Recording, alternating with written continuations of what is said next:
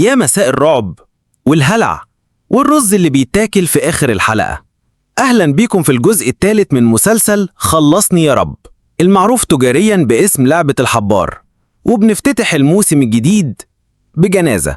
اللعيب رقم 145 بيعيط للحراس سيبوني عيش، والحراس قالوا له يلا غمض عينيك وتعالى ورانا. بوم، رصاصة. السلام عليكم ورحمة الله وبركاته. وبينما العزاء شغال، اللاعب 42 بيتضرب بالنار هو كمان، وبيفكر في بنته اللي في المستشفى، لكن الحارس قال له غمض عينيك يا نجم ومسح له روحه كأنها كاش ميموري. وهنا ندخل في مرحلة جمع الزبالة البشرية. الحراس بيلموا الجثث، وواحدة منهم عندها فضول غريب: فين أوضة العمليات اللي بنسرق فيها أعضاء اللعيبة الميتين؟ يا لهوي على الإنسانية. وفجأة بيصحى سيونج من جوه تابوت. التابوت بقى هو السرير الجديد. اللعيبة مرعوبين منه كأنه زومبي طالع ياخد حقه. وفي الناحية التانية من الكوكب، المحقق هوانج راكب مركب في نص البحر بيدور على جزيرة الموت، وهو مش عارف إن الكابتن اللي سايق المركب هو عميل مزدوج تبع اللعبة. الجاسوس نايم جنبك وانت مش داري يا باشا. نرجع لسيونج اللي فاق من غيبوبته على خبر إن 35 لاعب ماتوا في محاولة هروب، وصاحبه جونج راح ضحية كأنها نكتة ماتت على المسرح، فيطلب من الحراس قتله هو كمان. ريحوني، مش قادر أتحمل تأنيب الضمير. بس الحراس قرروا يربطوه في السرير كأنهم بيقولوا استريح يا نجم، لسه في أكشن كتير. وفي قاعة المراقبة، الكابتن الكبير بيتفرج عليهم من الكاميرات، وبيوصي الكابتن الجاسوس لو المحقق هوانج ما تعطلش اطبع عليه هو واللي معاه.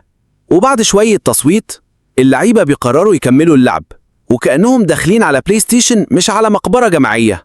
والمشرف بيرتب مكان جديد للعبة عشان الزباين المهمين جايين يشوفوا الموت لايف. وهنا تبدأ الناس تضحك على سيونج ويتهموه انه خلاهم يهربوا عشان يخلص من المنافسين. ودي أول لحظة نكتشف فيها إن حتى في الجحيم في ناس بتفكر بمكائد تويتر. وفي الجانب الآخر، اللعيبة رقم 11 اللي كانت بتلعب قبل ما تبقى حارسة بتقرر تعمل ثورة من جوه أوضة العمليات. تشوف تشريح اللاعب 246، تطلع السلاح وتبدأ حفلة تصفية حسابات. وبتلجأ اللقطة العاطفية بس بنكهة الجحيم. جدة طيبة بتدي أكلة لسيونج، لكن المفاجأة إنها وابنها مشاركين في اللعب. يعني نموت سوا يا حبيبي، كأنها نهاية مسلسل درامي من إنتاج 2005. هل تفتكر ده كان كله؟ لا يا عزيزي، لسه الدم في أول الطريق. هل تكملوا باقي الحكاية ولا نعمل لكم عزل أول 246 لاعب؟ بنرجع تاني لجحيم الرفاهية، واللعيبة داخلين قاعة جديدة، بس قبل ما يدخلوا بيلاقوا جثث زملائهم المعلقين في نص القاعة، يعني كأنها معرض فني عنوانه كده اللي بيحاول يهرب. ودلوقتي وقت اللعبة الجديدة. أهلا بيكم في استغماية دموية. الفريق الأزرق عنده 30 دقيقة يستخبى، والفريق الأحمر شغلته يلاقيهم ويقتلهم، ولو ما قتلش يتقتل هو كمان. يعني كل الطرق تؤدي للتابوت. اللعبة فيها مفاتيح وأبواب وغرف ودم ومفاجآت. باختصار ماينكرافت بس للناس اللي عندها اكتئاب وجودي. وفي وسط الفوضى، اللعيبة رقم 11 لسه عاملة نفسها حارسة، وبتجبر واحد يعالج اللاعب 246، وبعد ما يخلص توديه في 60 داهية. عادي يعني، ما هو شاف أكتر من كده قبل كده. أما عند سيونج فبيكتشف إن دايهو اللي حبيب قلبه اللي خانه في محاولة الهروب هو السبب في كل اللي حصل، فبيقرر يروح ياخد بحقه زي أي بطل تراجيدي في مسلسل تركي. وفي السكة بيعدي هوانج عليه اليوم الرابع وهو لسه بيدور على الجزيرة، بس الكابتن بارك قاعد بيضحك في سره، لأن طبعا طالع من قسم الجواسيس والمنافقين المتخصصين. وجوه اللعبة مش بس دموية، دي كمان درامية. ناس بتبدل فرق عشان تنقذ أحبابها، ناس بتحاول تهرب، ناس بتولد. في واحدة حرفيا بتولد، وناس بتتخانق على مين هيموت الأول. اللعيبة داخلين أوضة شكلها طالع من كابوس فان جوخ، سقف فيه نجوم ورسومات، بس في الآخر دي مجرد خلفية لطعنات وجثث ودم بيتناطر كأنه طماطم. وفي مشهد عبقري، اللعيبة 44 بتدعي إن الآلهة بتكلمها وبتقول لها تمشي إزاي، والناس ماشية وراها زي ما يكونوا دخلوا مول مش جحيم.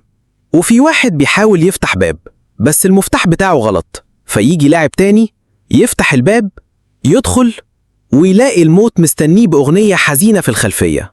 وفجأة فريق أحمر بيهجم على فريق أزرق، سكين هنا طعنة هناك، وبنشوف فريق بيتصفى بالكامل، وواحدة من البنات بتكسب وتخرج كأنها طالعة من ذا فويس. أما دايهو فهو زي الفار الطيب، بيهرب وهو مصاب وبياخد سكينة من جثة، لأنه خلاص إما قاتل إما مقتول إما ضيف جرى في جنازة جماعية. أما الأم الطيبة اللي كانت بتحاول تنقذ بنتها وهي بتولد، فالدراما وصلت لذروتها لما يجي لاعب من الفريق الأحمر يهاجمهم، لكن هيون اللعيبة اللي قلبها أسد بتتخانق معاه وتقتله جوه أوضة الخروج. وهنا بقى الدراما تتحول لترند. جون هو بتولد، دم في كل مكان، وزمن اللعبة ناقص 15 دقيقة بس. وبعد ما كنا بنشوف ناس بتموت، دلوقتي بنشوف ناس بتولد. أهو تنويع لطيف في محتوى الرعب. أما يونج فداخل أوضة وبيشوف قدامه اللاعب 172 اللي بيحاول يستعطفه، بس قبل ما يلعبها بريك تايم لاعب تاني يدخل ويخلص عليه. وفي ناس بتضرب تمثيل الموت عشان ينجو، وفي ناس بتعمل خطة خيانة من العيار التقيل زي اللاعب 100 اللي يقفل الباب على صاحبه ويهرب كأنهم في مسابقة مين أوسخ شخصية. والدراما بتكمل لما سيونج يكتشف مكان دايهو وبيبدأ يطارد في آثار الدم كأنها كنز، بس طالع في الآخر بخيانة جديدة. هل سيونج ينجح في الانتقام؟ هل الطفل اللي اتولد هيعيش؟ وهل في حد فعلا هيطلع من اللعبة دي بعقل سليم؟ الأسئلة دي كلها والإجابات المفجعة في الجزء الجاي من مسلسل كلنا هنموت بس بجايزة. جاهز للغرق في الدم والأكاذيب؟ بنبدأ على خيانة ونكمل على ولادة ونختم على طعنة. يعني لو في موسم اتعرب في الجيم كان هيبقى ده.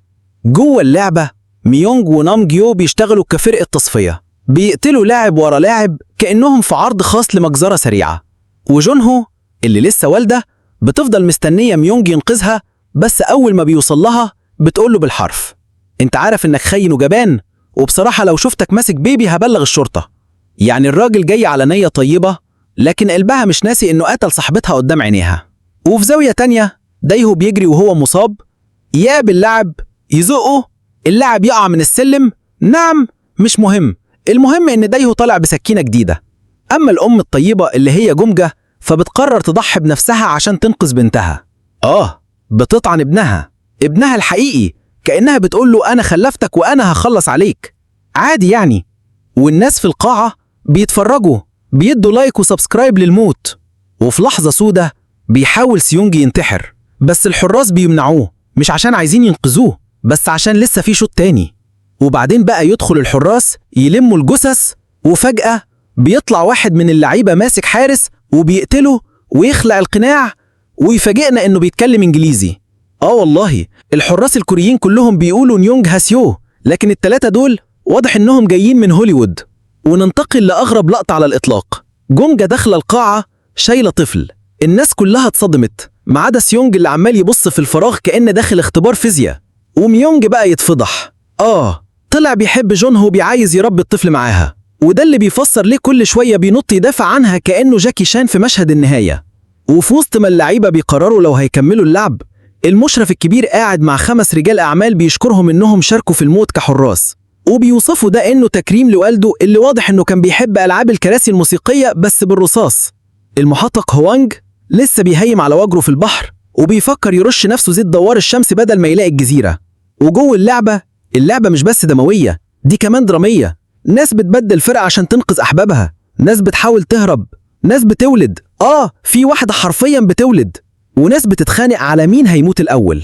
يطلع لكم المشرف الكبير يعلن عن لعبة جديدة، بس مش بيقولوا إيه هي، لأن الجمهور الرايق لازم يفضل مشدود. عارفين إنكم بتتفرجوا على مسلسل ولا بتلعبوا روليت روسية؟ وفي وقت التصويت سيونج يقرر يقطع التصويت كالعادة. أنا مش هلعب، أنا جاي أفضحهم. بس هو مش عارف إنهم بيصوروه ويقولوا بص ده عامل نفسه أبو المبادئ. وفي لحظة درامية الحارسة رقم 11 تقتل قائد الحراس. ليه؟ عشان تبعت رسالة اللي يقرب من 246 يتنسف. ومشهد هوانج وهو بيشوف أخوه، فاكرين اللاعب رقم 1؟ آدي هو المشرف الكبير، وبيطلع هو اللي ضربه بالنار قبل كده بس عشان يحميه، لأن الأخ بيحب أخوه بس يحب اللعبة أكتر. وأما نيول الحارسة رقم 11 فبتروح تحرق الملفات وبتقرر إنها هتنتحر، بس لحظة ضعف ترجع تلبس بدلة الحراس وتكمل. واسمع دي بقى، المشرف بيقرر إن الطفل الرضيع هيكون اللاعب رقم 9. رسميا دخلنا في مرحلة العبث الكامل، والناس بتتضايق. بس أول ما الحارس يضرب طلقة في الهوا، الكل يبلع لسانه وياخد هدية نجوت من المجزرة السابقة. لسه في خيانات، لسه في دم، لسه في لحظات هتخلي والدتك تقولك ده إيه اللي بتتفرج عليه يا بني؟